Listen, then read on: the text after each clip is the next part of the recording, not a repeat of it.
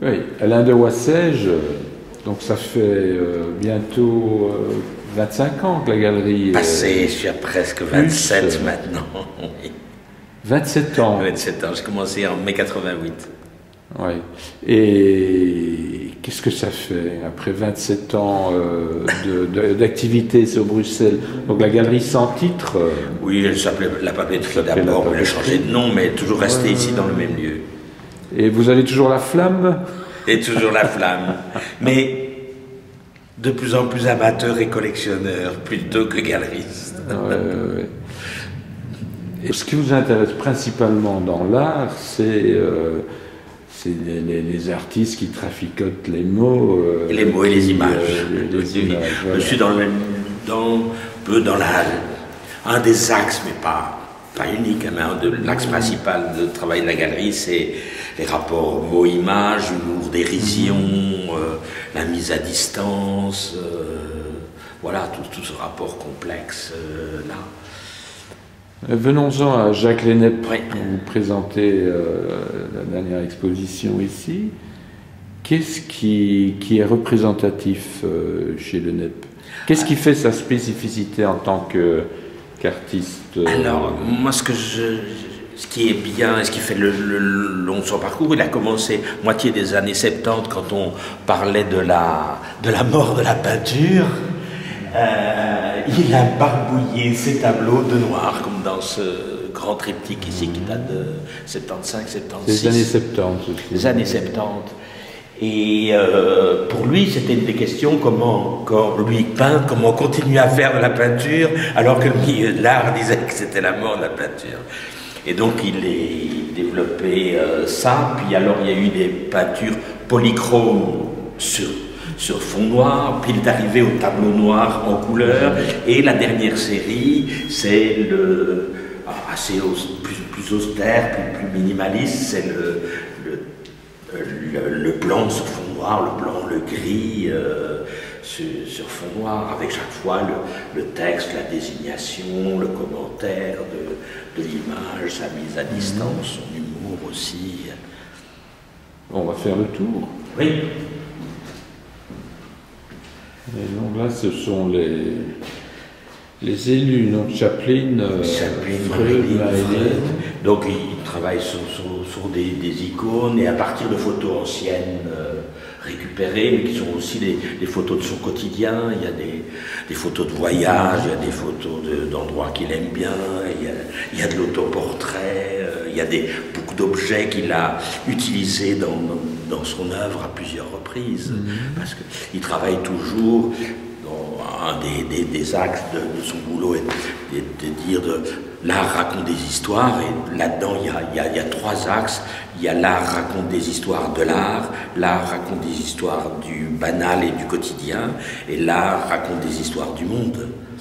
Donc on va retrouver un peu ces éléments-là dans l'expo, ici, sur ces trois axes-là. Et alors ici, ce sont ces... Alors ça, c'est des éditions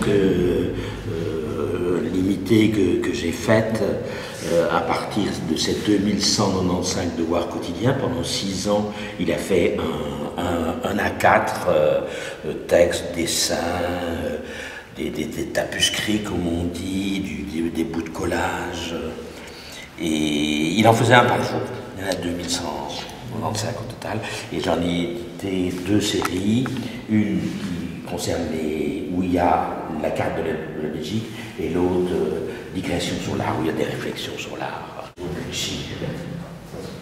Comment c'est possible de participer à une expo aussi importante que la Belgique visionnaire de Harald Zeeman, oui, et d'être toujours un peu dans l'ombre aujourd'hui?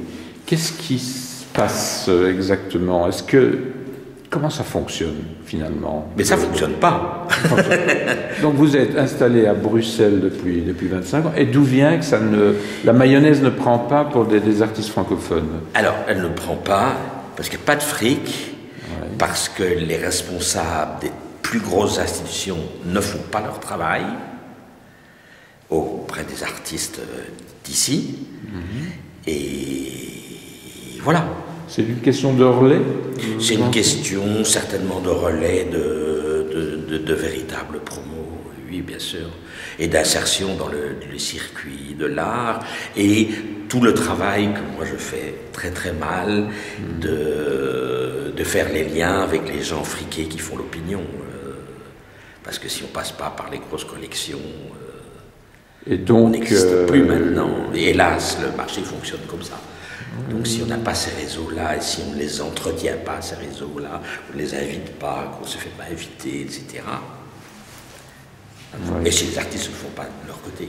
Et donc qu'est-ce qu'il faudrait idéalement pour que ça marche? Bon, par exemple, un artiste comme Jacques Lennep, qui est quand même assez capé, c'est le cas de le dire. J'ai un gros projet pour faire que ça marche. Ouais. Je voudrais montrer une très grosse exposition, elle est en préparation, probablement pour 2018, et qui s'appellera Humour et sédition dans l'art en Belgique, de la deuxième moitié du 19e à aujourd'hui.